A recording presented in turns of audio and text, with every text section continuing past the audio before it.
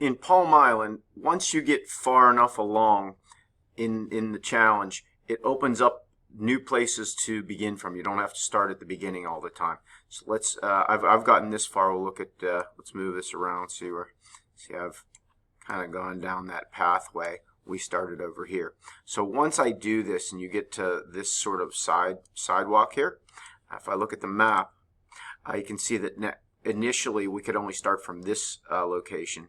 Then we were allowed to start from this location, but now I can start from these three places. And we could kind of see that there's some coconuts pretty close to me, and right on my right there's a starting point. So let's see if I pick the right one.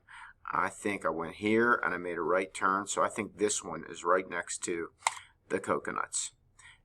And yeah, you can see there are 2 coconut clusters ahead. Program your robot to collect them.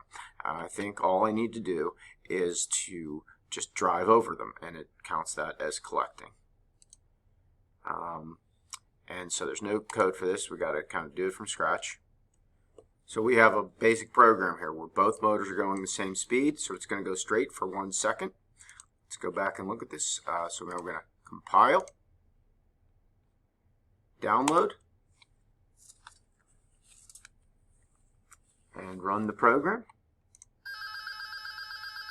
If we turn right, we're going to turn right, so I'm just going to copy this, paste it, and we need to turn right, so we need to make the right motor go slower. Let's make it about 25. That's going to turn us to the right, and then we need to go forward just a little bit more, and we should run into those coconuts. Let's give it a try. Compile, download, and let's restart here. And forward, turn. Oh, and that was good enough. Oh, we fell in the water. But if we hadn't gone quite so far, it would have worked out. So there you go.